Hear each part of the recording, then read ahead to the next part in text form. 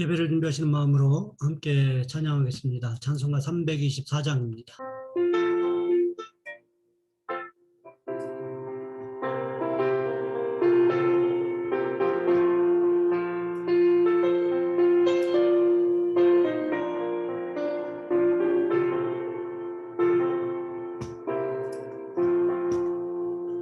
예수 나를 오라네, 예수 나를 오라네, 어디든지 주를 따라 주와 같이 가려네. 주의 인도하심 따라, 주의 인도하심 따라 어디든지 주를 따라 주와 같이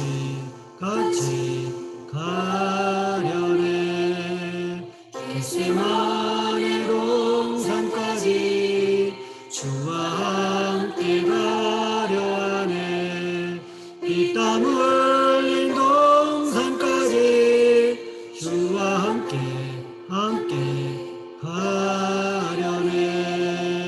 주의 인도하심 따라, 주의 인도하심 따라 어디든지 주를 따라 주와 같이 가려네.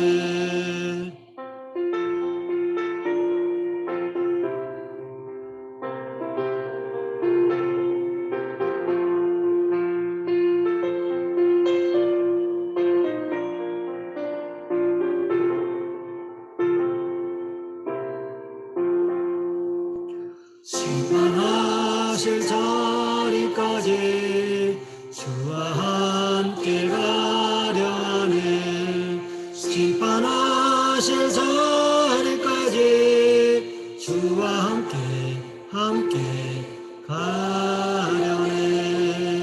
주의 인도하심 따라, 주의 인도하심 따라 어디든지 주를 따라 주와 같이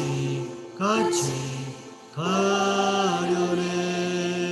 주가 크신 은혜 내려 나를 항상 돌보시고 크신 영광 보여주며 나와 함께 가시네.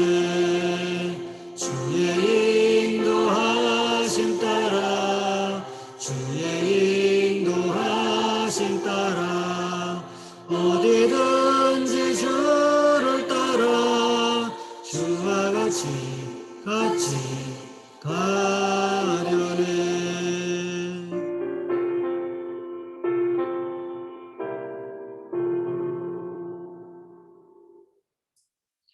사도신경하심으로 우리의 신앙을 하나님 앞에 고백합니다. 나는 전능하신 아버지 하나님, 천지의 창조주를 믿습니다. 나는 그의 유일하신 아들 우리 주 예수 그리스도를 믿습니다. 그는 성령으로 잉태되어 동정녀 마리아에게서 나시고 본디오 빌라도에게 고난을 받아 십자가에 못 박혀 죽으시고 장사된 지 사흘 만에 죽은 자 가운데서 다시 살아나셨으며 하늘에 오르시어 전능하신 아버지 하나님 우편에 앉아 계시다가 거기로부터 살아있는 자와 죽은 자를 심판하러 오십니다. 나는 성령을 믿으며 거룩한 공교회와 성도의 교제와 죄를 용서받는 것과 몸의 부활과 영생을 믿습니다. 아멘. 오늘 말씀 갈라디아서 4장에서 보겠습니다. 갈라디아서 4장 21절로 31절까지 말씀입니다. 제가 가진 성경은 신약성경 307쪽에 있습니다. 제가 봉독해 드립니다. 내게 말하라. 율법 아래에 있고자 하는 자들아, 율법을 듣지 못하였느냐? 기록된 바 아브라함에게 두 아들이 있으니 하나는 여종에게서 하나는 자유 있는 여자에게서 낳았다 하였으며 여종에게서는 육체를 따라 낳고 자유 있는 여자에게서는 약속으로 말미암았느니라.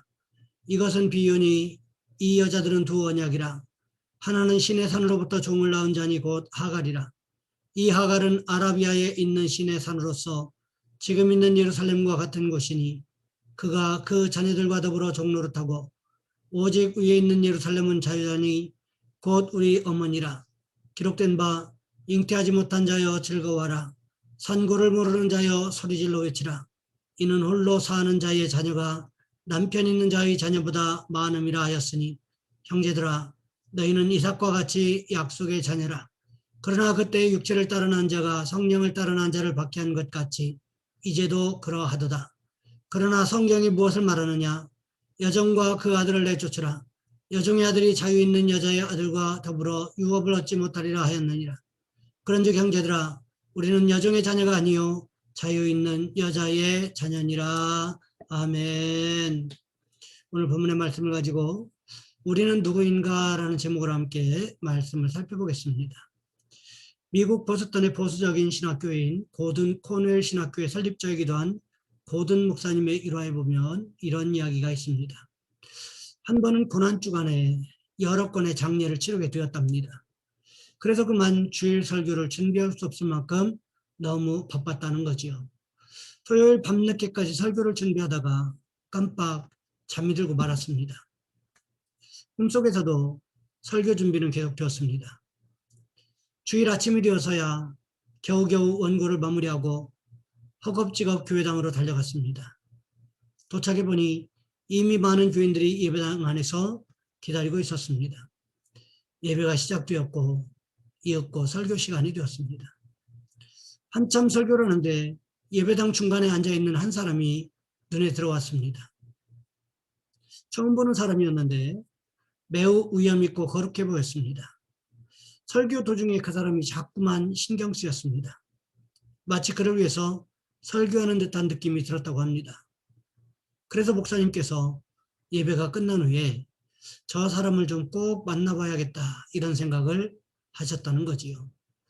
그래서 축도 후에 찬양대가 송령을 하는 동안에 재빠르게 예배당 입구에 나가서 있었습니다. 잠시 후 예배를 마치고 나오는 교인들과 반갑게 악수를 나누었습니다. 그런데 아무리 기다려도 설교 시간에 보았던 그 신사는 보이지 않았습니다. 그래서 안내 집사님에게 그 사람에 대해서 물었답니다. 그랬더니 안내 집사님이 이렇게 대답하더라는 거지요. 그분이 오신 건 맞아요. 그런데요, 목사님이 나오시기 직전에 이미 나가셨습니다. 목사님은 실망했습니다. 그분을 꼭 좀 만나고 싶었기 때문이었습니다. 그런데 목사님의 표정을 살피던 안내 집사님이 불쑥 이런 말을 건넸습니다. 목사님, 그분이 누구신지 모르세요? 그분이 바로 예수님이시잖아요. 목사님께서 깜짝 놀라면서 이렇게 이야기했습니다. 아, 하필이면 오늘같이 설교를 죽순 날에 예수님이 오시다니. 그러자 안내 집사님이 이렇게 말씀했습니다. 목사님, 너무 걱정하지 마세요. 예수님이 나가시면서 다음 주에도 꼭 오신다고 하셨어요. 그 순간 목사님께서 깜짝 놀라면서 잠에서 깨어났습니다. 모든 것이 꿈이었기 때문이었습니다. 고든 목사님은 이 꿈을 꾸고 크게 깨달았다고 합니다. 우리가 예배드리는 바로 그 자리에 임하신 주님께서 영으로 우리의 예배를 받으시고 우리의 기도를 들으시고 우리의 찬양을 받으시고 우리의 예배를 돕고 계시다는 사실이 생생하게 다가왔기 때문이었던 것입니다. 아, 내가 이 사실을 그동안 왜 인식하지 못했던가. 깊은 탄식이 쏟아진 후 고든 목사님의 목회와 설교는 완전히 달라졌다고 합니다. 여러분, 그렇습니다. 사람은 우리가 누구인가를 알고 살아가는 것과 모르고 살아가는 것에 큰 차이가 있음을 알아야 한다는 것입니다. 그렇다면 오늘 본문에서 사도 바울이 우리에게 질문하고 있는 우리는 누구입니까? 첫 번째로 우리는 믿음으로 살아가는 사람이라는 것입니다. 우리는 지난주에 사도 바울이 갈라디아 교회 성도들에게 자신을 본받으라고 했던 말씀을 살펴보았습니다. 사도 바울이 왜 갈라디아 교회 성도들에게 자신을 본받으라고 했습니까? 첫째는 예수 믿기 이전의 모습으로 돌아가려는 유혹을 떨쳤던 모습을, 두 번째로는 육체의 연약함 가운데서도 복음을 전하는 모습을, 마지막으로 그리스도의 형상을 이루기까지 헌신했던 모습을 본받으라고 했습니다. 그런데 오늘 본문에 들어오면서 말하고 있는 뉘앙스가 달라지고 있음을 발견하게 되었습니다. 오늘 본문 22절과 23절 말씀해 보시면 이렇게 기록하고 있습니다. 기록된 바 아브라함에게 두 아들이 있으니 하나는 여종에게서 하나는 자유 있는 여자에게서 났다 하였으며 여종에게서는 육체를 따라 낳았고 자유 있는 여자에게서는 약속으로 말미암았느니라. 창세기 보시면 아브라함에게 두 아들이 있었습니다. 하나는 이스마엘이었고 다른 하나는 이삭이었습니다. 이스마엘이 어떻게 태어났습니까? 하나님께서 아이를 주시겠다고 약속하셨음에도 사라가 임신하지 못하자 어느 날 사라가 아브라함에게 자신의 몸종인 하갈에게 들어가라고 했습니다. 그때가 바로 아브라함의 나이 86세 때였습니다. 그래서 낳은 아들이 바로 이스마엘이었다는 거죠. 이스마엘에 대하여 성경은 어떻게 기록합니까? 시인의 산으로부터 낳은 종이다, 이렇게 말하고 있습니다. 즉 이스마엘은 모세가 시내 산에서 하나님께 받은 율법을 의미하고 있다는 거지요. 그런데 성경은 임신한 사실을 알았던 하갈이 사라에 대해서 어떻게 했다고 기록하고 있습니까? 창세기 16장 4절 말씀해 보시면 이렇게 기록하고 있습니다. 아브라함이 하갈과 동침하더니 하갈이 임신함에 그가 자기의 임신함을 알고 그의 여주인을 멸시한지라. 하갈이 임신했음을 깨닫고 사라를 멸시했다고 기록하고 있습니다. 그런데 사라와 하갈이 어떤 관계였습니까? 사라는 여주인이었고 하갈은 몸종이었다는 거지요. 몸종이 아무리 주인의 아이를 임신했다고 해도 여주인의 자리를 차지할 수 있습니까? 마치 이와 같다는 것입니다. 하나님께서 아브라함을 부르신 것은 아브라함의 믿음 때문이었습니다. 그런데 율법이 아브라함의 믿음에 대해서 재단할 수 있습니까? 이것은 옳고 저것은 틀린 것이다, 이렇게 할 수 있습니까? 율법에는 그럴 능력이 없다는 것입니다. 왜요? 아브라함이 믿음이 가지고 있는 것을 하나님께서 기뻐하셨다고 성경이 기록하고 있기 때문에 그렇습니다. 오늘 본문에 보시면 하갈은 무엇을 의미합니까? 율법을 의미한다는 거지요. 그렇다면 사라는 무엇을 의미할까요? 자유자, 즉 복음을 의미한다는 것입니다. 율법을 따라갈 것이냐 아니면 복음을 따라갈 것이냐, 우리는 이것을 잘 선택해야 한다는 것입니다.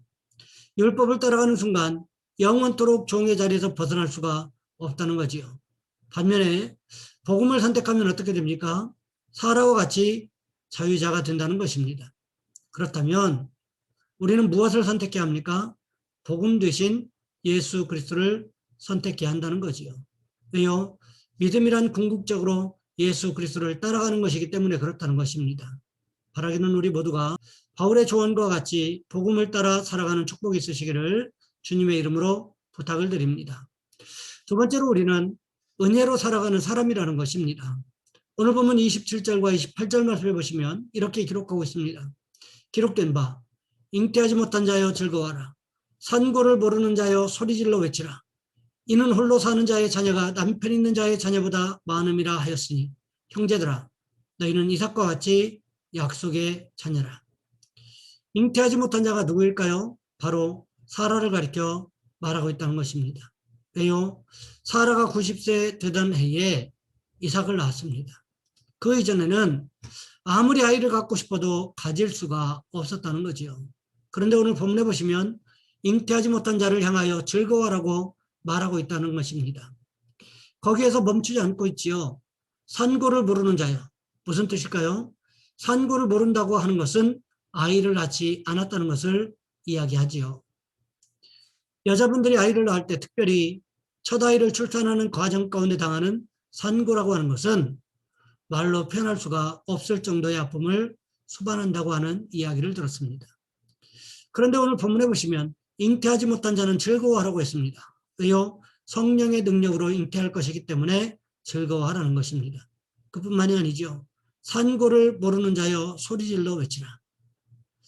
아이를 낳을 때 조용조용히 낳는 산모 보셨습니까? 그렇지 않습니다. 얼마나 소리를 지르는지 모릅니다. 제 아내가 예담이를 낳을 때 제가 산부인과에 같이 있었는데 옆에 있던 그 산모가 소리 질렀던 내용이 20년이 지났음에도 아직도 생생하게 기억됩니다. 수술해줘, 나 죽어, 수술해달라고. 얼마나 힘들었으면 그렇게 소리 질렀을까요? 힘들고 고통스럽지 않았다면 그렇게 소리 질렀겠습니까? 그렇지 않았겠지요. 그런데 중요한 것은 이것조차도 무엇일까요? 아이를 못 낳다가 출산하는 여자분들은 산고조차도 은혜로 여기더라는 것입니다. 제가 북병에서 사역할 때 그런 분이 계셨습니다. 남편은 예수를 믿지 않아요. 여자분만 믿음 생활 하셨습니다. 자연 임신이 되지 않으니까 아이를 갖기 위해서 시험관 시술을 여러 번 했습니다. 그래도 여전히 임신이 되지를 않았습니다. 마지막 시험관 시술을 했는데 다행히 마지막에 임신이 되었습니다. 그러자 이분이 얼마나 기뻤던지 모든 성도님들에게 기도해 주셔서 고맙다고 떡을 돌리는 모습을 보았던 기억이 있습니다.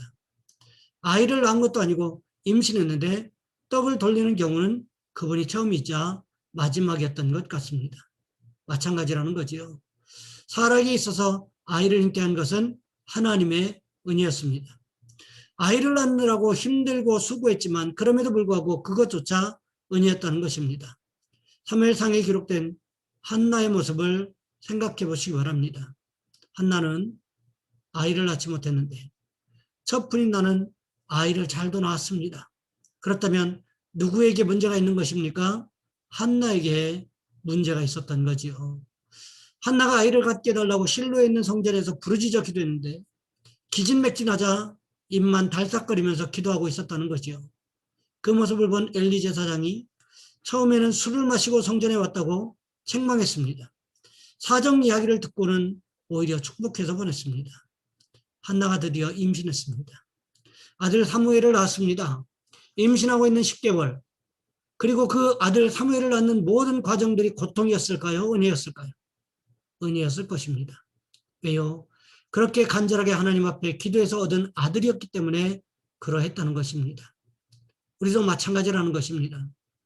아브라함이 이삭을 믿음으로 성령의 능력으로 은혜로 얻었던 것처럼 우리도 어떻습니까? 지금 우리도 아브라함과 똑같이 믿음으로 성령의 능력으로 하나님의 은혜로 하나님의 자녀로 거듭났기 때문이라는 것입니다.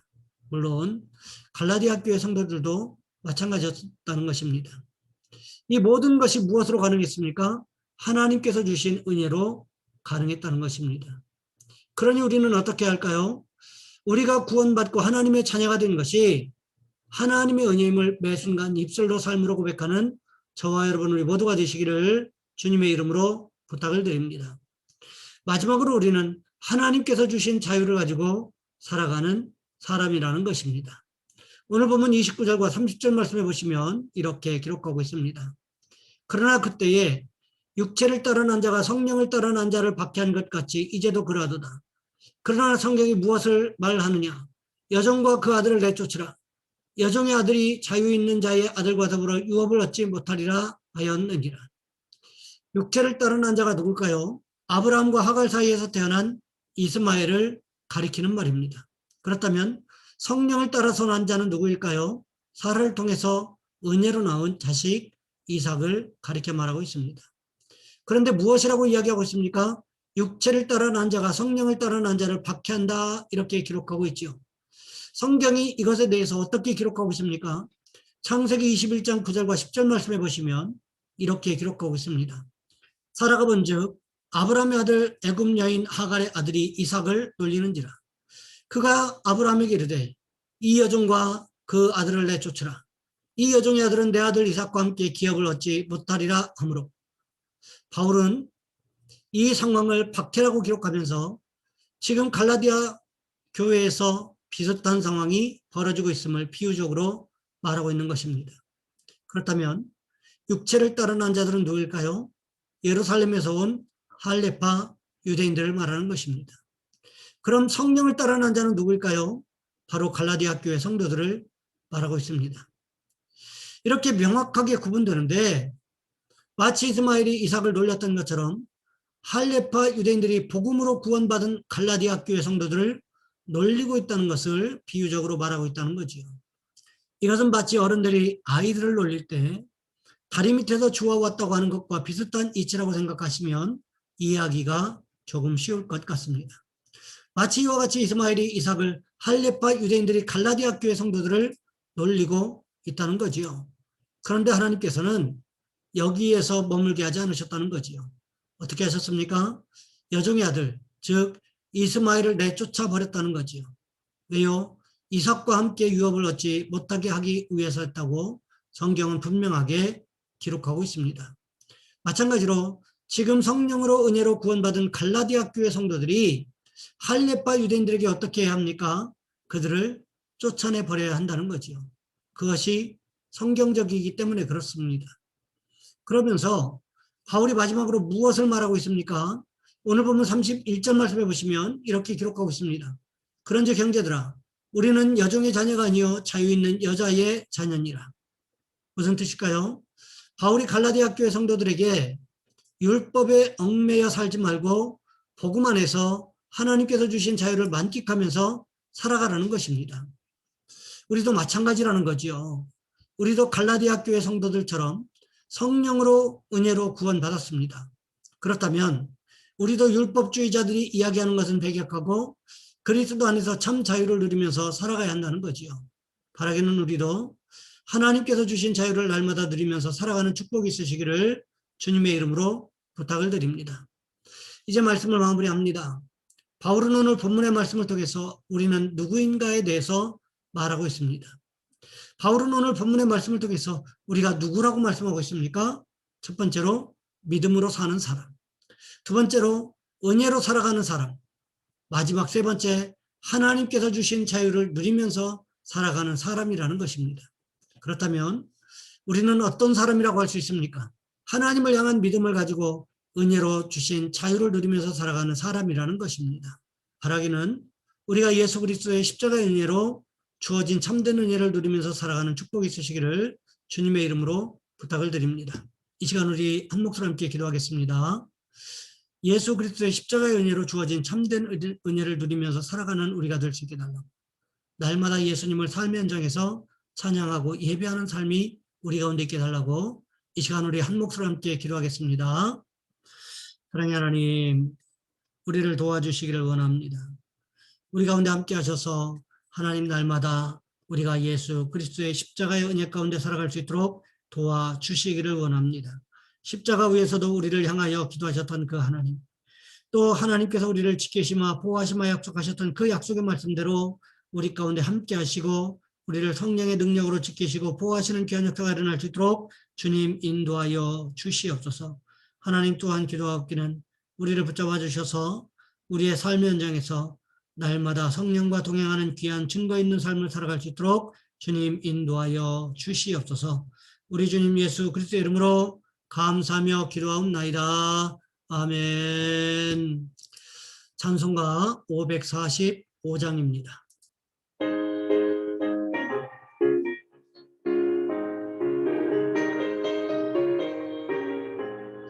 이 눈에 아무 증거 아니 배어도 믿음만을 가지고서 늘 걸으며 이 귀에 아무 소리 아니 들려도 하나님의 약속 위에 서리라. 걸어가세 믿음 위에 서서 나가세 의심 버리고 걸어가세 믿음 위에 서서 눈과 귀에 아무 증거 없어도 이 눈이 보기에는 어떠하든지 이미 얻은 증거대로 늘 믿으며 이 맘에 의심 없이 살아갈 때에 우리 소원 주 안에서 이루리. 걸어가세 믿음 위에 서서 나가세 의심 버리고 걸어가세 믿음 위에 서서 눈과 귀에 아무 증거 없어도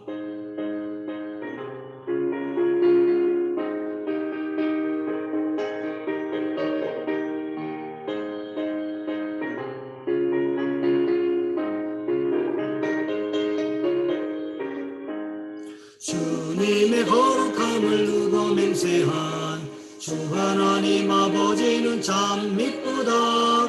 그 귀한 모든 약속 믿는 자에게 능치 못할 무슨 일이 있을까.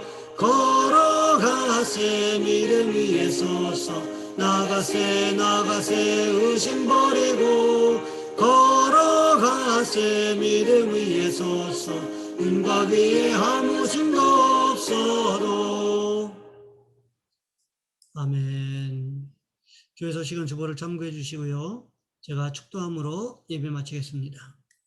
이제는 우리 주 예수 그리스도의 은혜와 하나님 아버지의 극진하신 사랑하심과 성령님의 교통하심이 날마다 삶의 현장에서 우리 주님과 동행하기를 소망하는 우리 모든 성도들 위해 이제로부터 영원토록 함께 하셨기를 간절히 축원하옵나이다. 아멘.